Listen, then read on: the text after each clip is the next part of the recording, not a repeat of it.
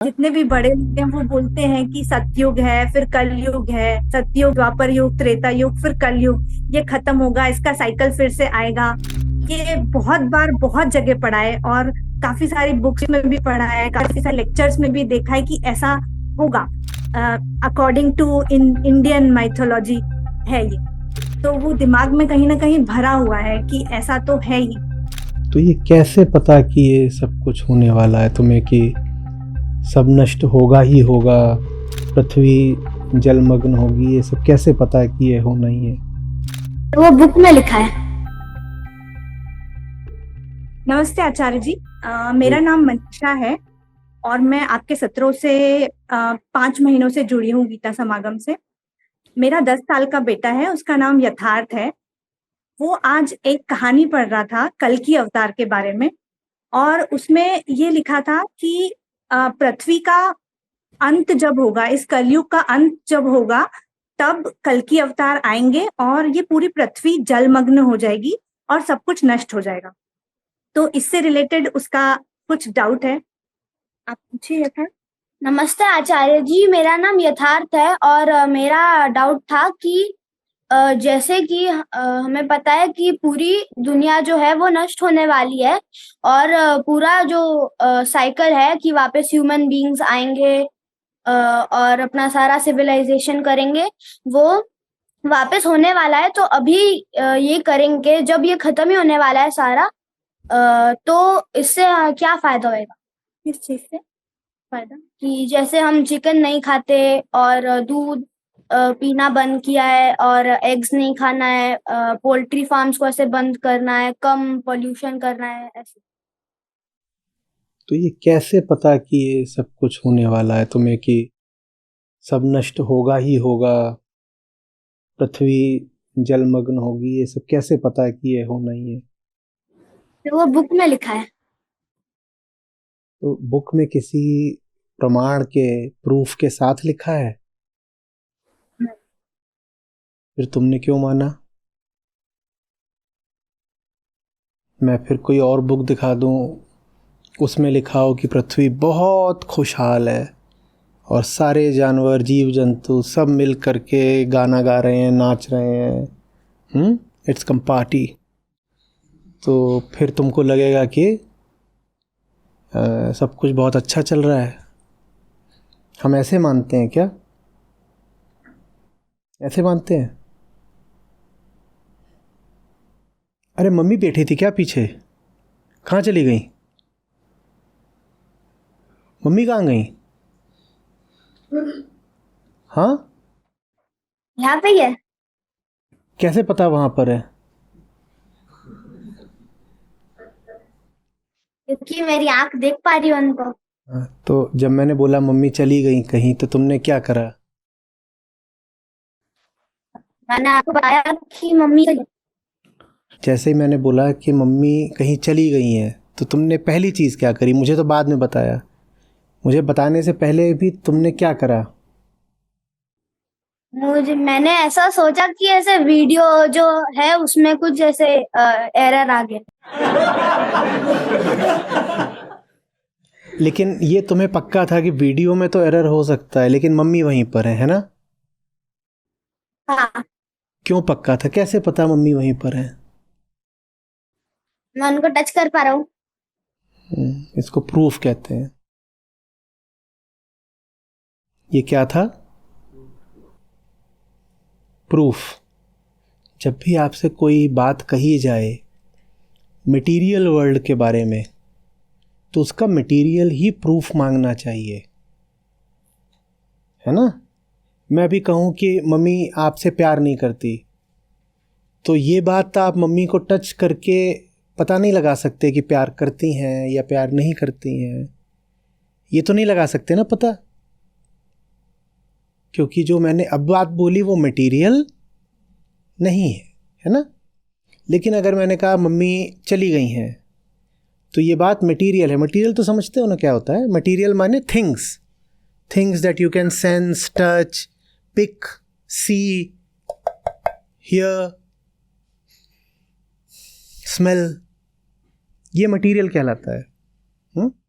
तो जब भी आपके सामने कोई मटेरियल क्लेम आए तो उसका मटेरियल प्रूफ भी मांगना चाहिए। मेरा मटेरियल क्लेम क्या था? मम्मी चली गई, तो आपने तुरंत उसका मटेरियल प्रूफ मांगा और आपने टच किया तो आपको प्रूफ मिला कि नहीं गई है ना? वैसे ही अगर आपसे बोला जा रहा है कि ये जो मटेरियल अर्थ है इसके साथ कुछ होगा, तो आपको एक अच्छे स्टूडेंट की तरह क्या मांगना चाहिए? प्रूफ। प्रूफ मांगा आपने?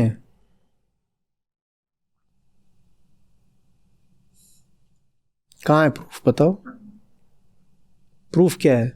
मैंने अपनी मम्मी से पूछा। आवाज कट रही, क्या बोला? मैंने मम्मी से पूछा। मम्मी के पास क्या प्रूफ है? कोई प्रूफ नहीं है। जब कोई प्रूफ नहीं तो आपने माना क्यों?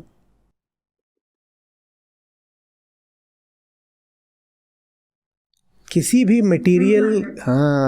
मटेरियल क्लेम का मटेरियल प्रूफ होगा हम तो ही मानेंगे। इस दुनिया में ऐसा कुछ भी नहीं है जिसके बारे क्या जितने भी बड़े लोग हैं वो बोलते हैं कि सतयुग है, फिर कलयुग है, सतयुग, द्वापर युग, त्रेता युग, फिर कलयुग, ये खत्म होगा, इसका साइकिल फिर से आएगा।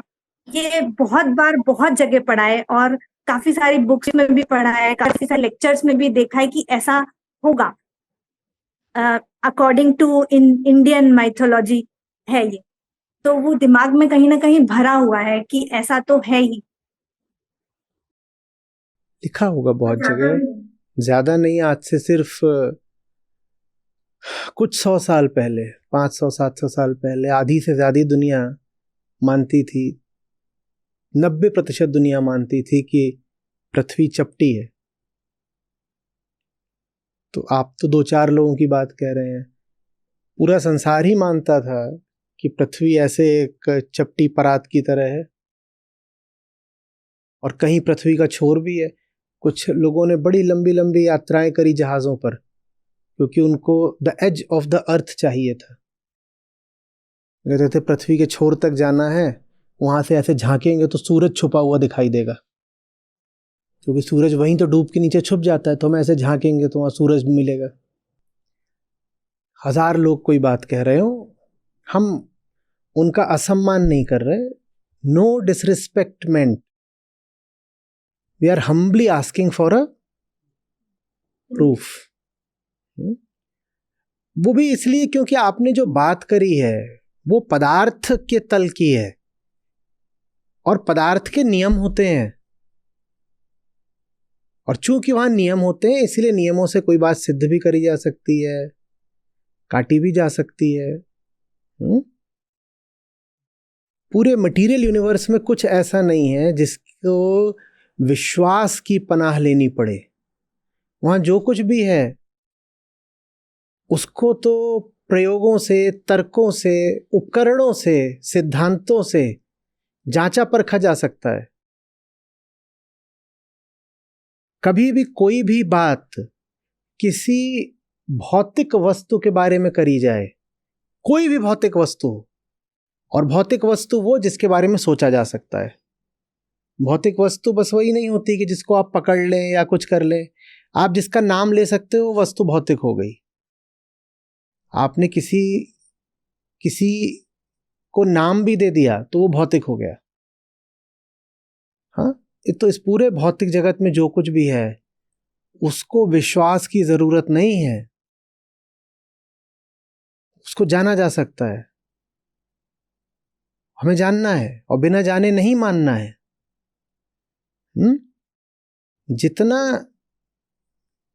जरूरी है कि जो अज्ञेय है, अननोएबल, उसको अननोएबल ही छोड़ दिया जाए, उसके बारे में तमाम तरह के किस्से कहानी ना बनाए जाएं, उतना ही जरूरी है कि जो नोएबल है, ज्ञेय,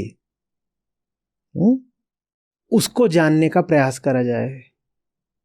जो ज्ञेय है उसको अज्ञात से ज्ञात के क्षेत्र में लाया जाए। विज्ञान इसीलिए होता है। जो फील्ड ऑफ नोएबल्स होता है ना, उसमें कुछ अननोन्स होते हैं, कुछ नोन्स होते हैं। विज्ञान का काम होता है अननोन्स को नोन्स में लाना। और ये बड़े अंधविश्वास की बात होती है कि सिर्फ इसलिए कि कोई चीज अननोन है आप उसको अननोएबल घोषित कर दें। अज्ञात को अज्ञेय बनाना अहंकार की बड़ी पुरानी चाल है।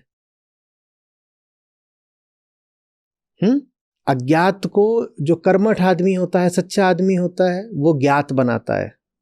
ये काम वैज्ञानिक का और खोजी का और शोधकर्ता का होता है। उसके सामने आप अज्ञात लेकर के आओगे तो उसको ज्ञात बनाएगा। मेहनत लगती है उसमें, ईमानदारी लगती है उसमें। और जो नकली आदमी होगा वो अज्ञात को अज्ञेय घोषित कर देगा। वो कहेगा जानने की, मेहनत करने की कोई ज़रूरत ही नहीं, क्योंकि जाना जा सकता ही नहीं, तो मेहनत क्यों करें, ये आलसी आदमी है बस। तो नियम क्या है? पदार्थ के क्षेत्र में जो कुछ भी है वो अज्ञात तो हो सकता है, अज्ञेय नहीं हो सकता। In the world of the material there is no place for the mystical. जो कुछ भी मटीरियल है वो मटीरियल है, उसमें कुछ भी मिस्टिसिज्म घुसेड़ने की कोई जरूरत नहीं है। पृथ्वी का क्या होगा ये बात वैज्ञानिक बताएंगे, मिथोलॉजी नहीं बताएगी। पृथ्वी का क्या होगा ये बात विज्ञान बताएगा। आंखें बंद करके आप कितना भी ध्यान कर लो, उससे आपको पृथ्वी का भविष्य नहीं पता लगना है। और कोई बोले कि मैंने तो ध्यान लगाया था और उसमें मुझे भविष्य के दर्शन हो गए, आदमी झूठा है। ध्यान का काम होता है आपको भीतर के सब दृश्यों से भी मुक्त कर देना। जिस ध्यान में नए नए दृश्य कौंधने लगते हों वो ध्यान नहीं है, वो मक्कारी है, जालसाजी है।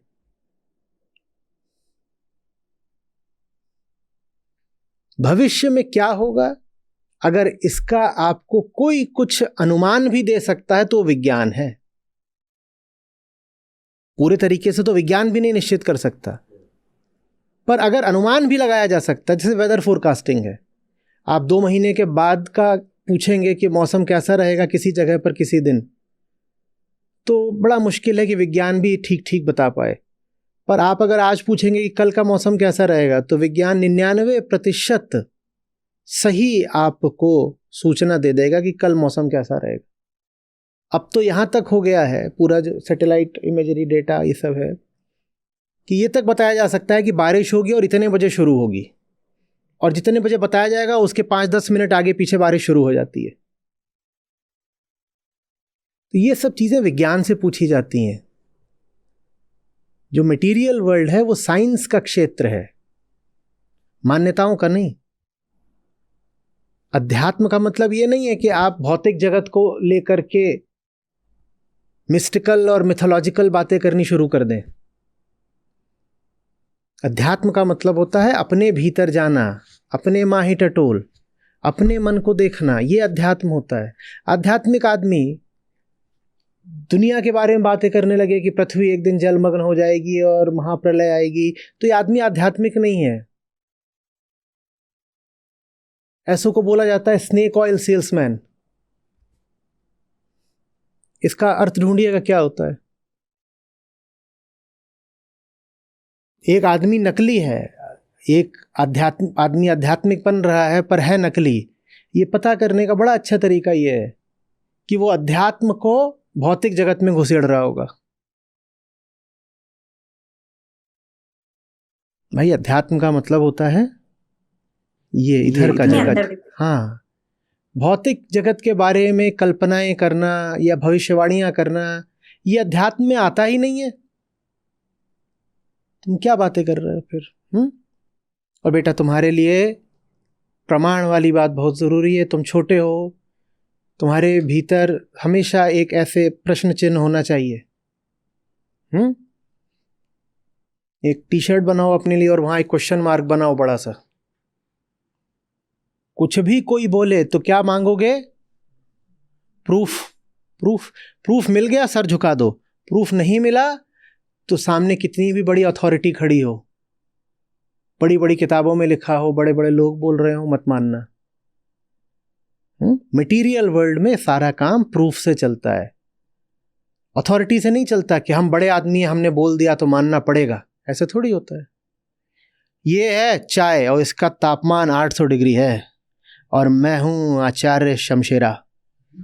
तुम्हें मेरी बात माननी पड़ेगी। तुम मेरी बात मानोगे या इसमें थर्मोमीटर डालूं तो उसकी बात मानोगे? बोलो बोलो। थर्मामीटर की। हाँ, होंगे आचार्य, उसका चाय के तापमान से क्या लेना देना? चाय का तापमान आचार्य नहीं बताएगा, थर्मोमीटर बताएगा। समझ रहे हो?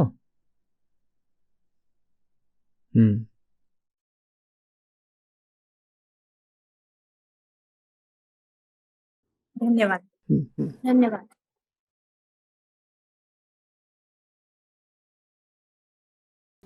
जिन खोजा तिन पाइया, गहरे पानी पैठ।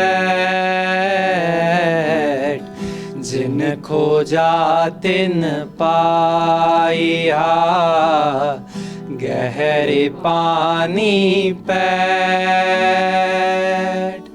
मैं बोरा डूबन डरा, राह किनारे बैठ रे साधो, राह किनारे बैठ। साधु ऐसा चाहिए, जैसा सूप सुभाए। साधु ऐसा चाहिए, जैसा सूप सुभाए। सार सार को गही रहे, थोथा दे उड़ाए रे साधो, थोथा दे उड़ाए। हाँ जी, नमस्कार। मैं और मेरी वाइफ कीर्ति, हम दोनों लगभग 6 महीने से सभी सत्रों में साथ जुड़े हैं। हम दोनों बैंगलोर में रहते हैं और हम एक यूएस बेस्ड बैंक है उसमें काम करते हैं, फाइनेंस डिपार्टमेंट में। आचार्य जी को यूट्यूब पे कुछ देर से सुन रहे थे, 8-9 महीने से, और कुछ लगभग 6 महीनों से चारों सत्रों में लाइव जुड़े हैं, दोनों ही साथ में सुनते हैं। तो आज हमने अष्टावक्र गीता श्लोक 10.5 में ये जाना कि जो अहंकार होता है उसके लिए उसकी खाल के अंदर अहम होता है और खाल के बाहर विश्व होता है। और ये सिद्धांत तो है ही कि संसार जड़ है और जो अंदर है वो चेतना है। तो अहंकार को लगता है कि अंदर चेतना है, बट जो ज्ञानी इंसान होता है वो ये सच में समझता है कि बिना किसी भेद के, बिना किसी डिस्टिंक्शन के, जो खाल के अंदर है वो भी जड़ है और जो बाहर है वो भी जड़ है। और जब किसी इंसान को ये समझ आता है तो उसके अंदर उसकी चेतना का जन्म होता है और यही असली अहम का जन्म होता है। राज के सीख के श्लोक के संदर्भ में एक दोहा गाना चाहूंगा मैं। बुरा जो देखन में चला, बुरा ना मिले आपको। जो दिल खोजा अपना, मुझसे बुरा ना कोई रे साधो, मुझसे बुरा ना कोई।